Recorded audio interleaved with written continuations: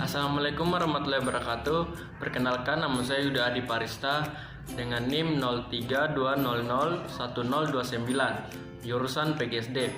Kali ini saya akan menjelaskan tentang struktur tubuh manusia. Yang pertama, sistem rangka. Tubuh manusia didukung oleh sistem rangka yang terdiri dari 206 tulang yang dihubungkan oleh tendon, ligamen, dan tulang rawan. Tulang ini disusun oleh kerangka aksial dan kerangka apendikular. Kerangka aksial terdiri dari 80 tulang yang terletak di sepanjang sumbu tubuh manusia. Kerangka aksial terdiri dari tengkorak, tulang telinga tengah, tulang hyoid, tulang rusuk, dan tulang belakang. Kerangka apendikular terdiri dari 126 tulang yang merupakan tulang-tulang pelengkap yang menghubungkan kerangka aksial. Kerangka apendikular terletak di daerah tungkai atas, tungkai bawah, panggul, dan bahu. Fungsi sistem rangka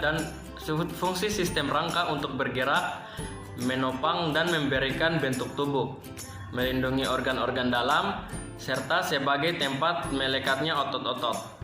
Jenis-jenis tulang, diantaranya 1. Tulang panjang. Tulang panjang memiliki rongga dan memiliki tanggung jawab sebagai penopang dari kerangka tubuh manusia. Contoh dari tulang panjang antara lain adalah tulang paha atau femur, tulang betis atau fibula, tulang kering atau tibia, tulang telapak kaki atau metatarsal, dan tulang telapak tangan metakarpal, jari-jari, palang, serta tulang yang membentuk lengan yaitu humerus, ulna, dan radius. 2.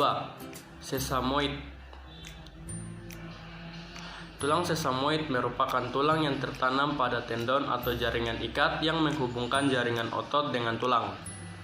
Tulang bulat kecil ini pada umumnya dapat ditemukan pada tendon tangan, lutut, ataupun kaki. Contoh tulang ini adalah tempurung lutut atau patella. 3. Tulang pipih. Tulang ini memiliki ukuran yang sangat tipis, tetapi ukuran dan bentuknya juga akan sangat bervariasi. Tulang ini memiliki area di permukaan yang melindungi otot yang terdapat pada tulang tersebut. Contoh tulang pipi antara lain tulang rusuk atau rib, tulang tengkorak atau kranial, tulang dada atau sternum, dan tulang belikat atau scapula. 4. Tulang pendek. Tulang pendek biasanya memiliki ukuran kira-kira sepanjang dan memiliki bentuk seperti dadu ataupun bundar.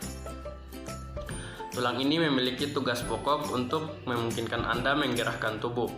Contoh dari tulang pendek ini antara lain tulang yang akan membentuk pergelangan kaki atau tarsal dan tulang membentuk pergelangan tangan atau karpal. Kelima, tulang tidak beraturan. Tulang tidak beratur ini memiliki bentuk yang tidak sesuai dengan tulang panjang, pendek, atau pipi. Contoh tulang yang termasuk dalam kategori ini adalah tulang belakang atau vertebrae, tulang sakrum, tulang ekor atau coccygeal, serta bagian tulang yang membentuk wajah seperti tulang baji atau sphenoid, tulang pipi atau zygomatic, dan tulang etimoid. 2. Otot. Sistem otot terdiri dari sekitar 650 otot yang membantu pergerakan, aliran darah, dan fungsi tubuh lainnya. Berdasarkan jenisnya, otot terbagi menjadi 3, yaitu otot polos. Otot ini bekerja di luar kesadaran manusia atau tidak diperintah oleh otak. Otot berinti satu ini terdapat dalam saluran pencernaan, pembuluh darah, hingga dinding rahim. Yang kedua, otot lurik. Otot ini berinti banyak dan menutupi rangka sehingga sering disebut sebagai otot rangka. Otot lurik bekerja atas kesadaran atau diperintah oleh otak. Yang ketiga, otot jantung. Sesuai namanya, otot ini berada di organ jantung. Otot ini bekerja di luar kesadaran dan tidak menurut perintah otak. Assalamualaikum warahmatullahi wabarakatuh.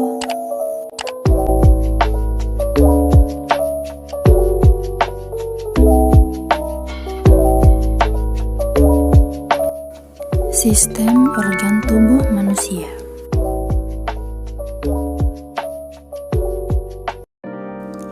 Indra penglihatan atau mata. Indra penglihatan pada manusia adalah mata. Indra penglihatan disebut juga fotoreseptor karena mata sangat peka terhadap rangsangan cahaya. Di dalam mata terdapat beberapa bagian sebagai proses penglihatan. Bagian-bagian tersebut memiliki fungsinya masing-masing.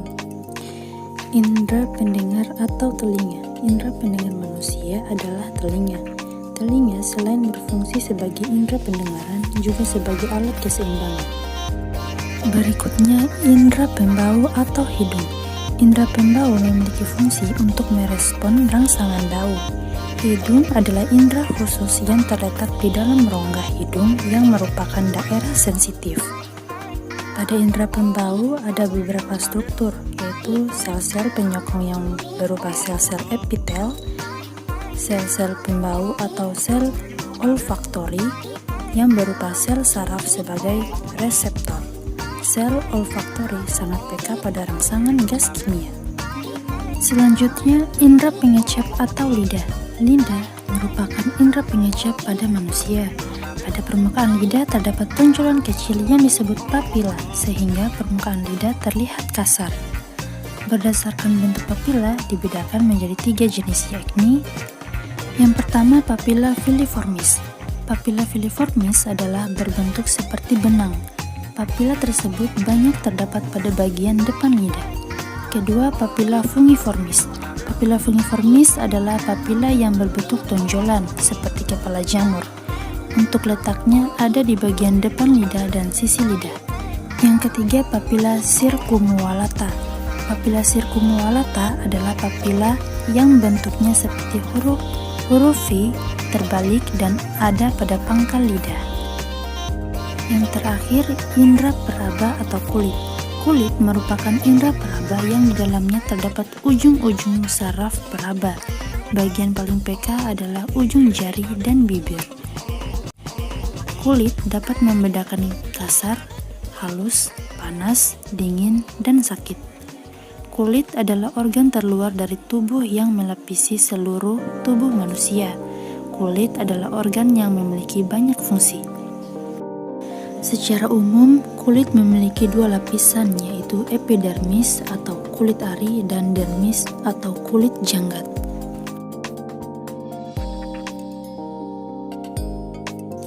Yang pertama, mulut.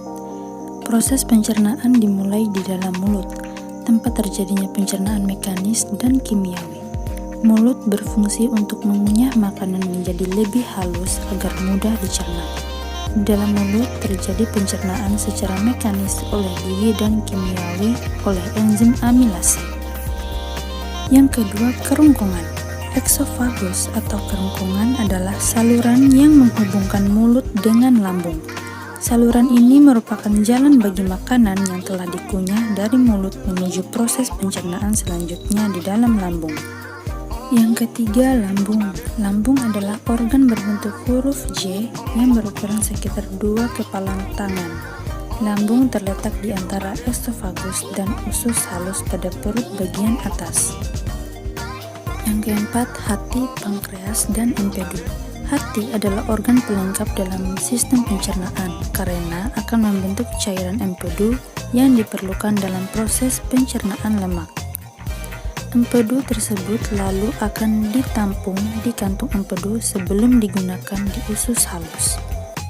Yang kelima yaitu usus halus. Usus halus adalah saluran kecil selebar 2,5 cm dengan panjang sekitar 10 meter.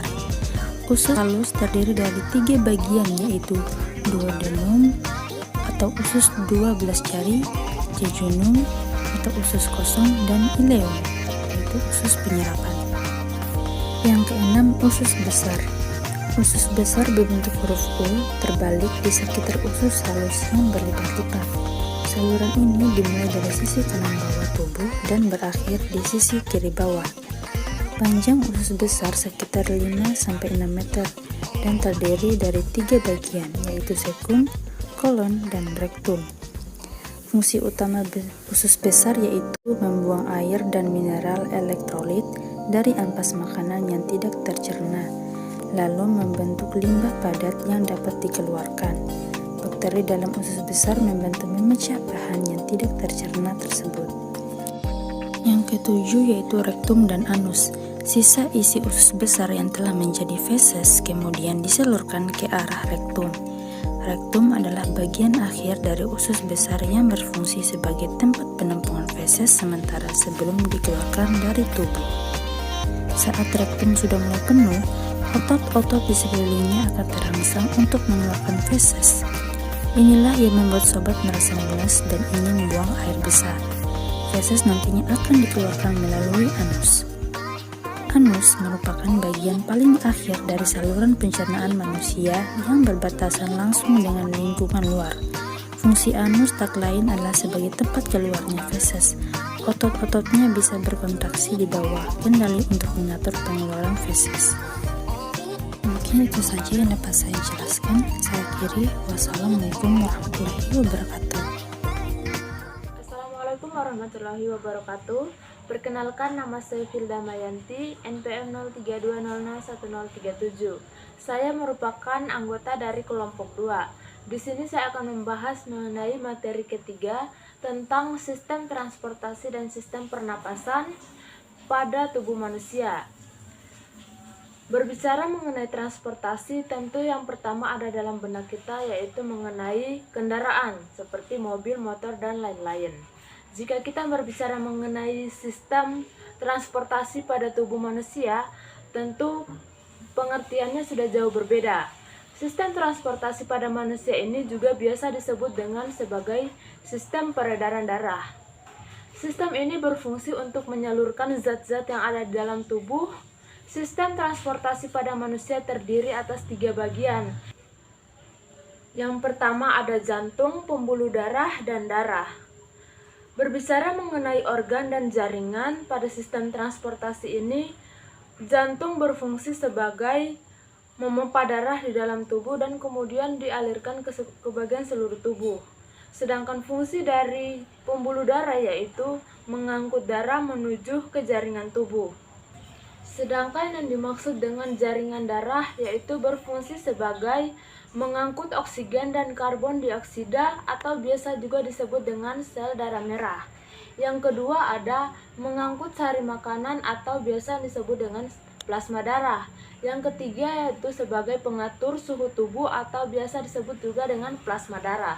Yang keempat melakukan mekanisme kekebalan tubuh atau biasa disebut juga dengan sel darah putih. Yang kelima ada melakukan mekanisme penutupan luka atau biasa disebut dengan keping darah. Dari penjelasan tadi dapat kita tarik kesimpulan bahwa sistem peredaran darah adalah sistem transportasi yang melibatkan 3 komponen, yaitu darah sebagai medium, jantung sebagai pemompa, dan pembuluh darah sebagai saluran. Yang berikutnya saya akan menjelaskan mengenai sistem pernapasan. Sistem pernapasan ini adalah sekumpulan jaringan organ yang membantu tubuh untuk bernafas. Sistem pernapasan ini membantu tubuh untuk menyerap oksigen dari udara dan membuang gas sisa seperti karbon dioksida dari darah. Dengan dukungan oksigen, seluruh opsinya yaitu yang pertama hidung atau biasa disebut juga sebagai cavum nasalis. Berfungsi sebagai alat pernafasan yang paling awal yang dilalui oleh udara. Di dalam hidung ini terdapat selaput lendir dan bulu-bulu halus, ini berfungsi menyaring debu dan kotoran yang masuk bersama udara. Yang berikutnya ada tenggorokan atau faring, berfungsi untuk menyediakan saluran udara bagi yang keluar masuk, menyediakan ruang dengung untuk suara percakapan, jalan makanan dan minuman yang akan ditelan. Yang berikutnya ada pangkal tenggorokan atau laring. Pada pangkal tenggorokan ini terdapat selaput suara yang akan bergetar bila ada udara dari paru-paru. Yang berikutnya yang keempat ada cabang tenggorokan atau bronkus. Berfungsi untuk menyediakan jalan bagi udara yang masuk ke dalam paru-paru. Yang kelima ada bronkiolus.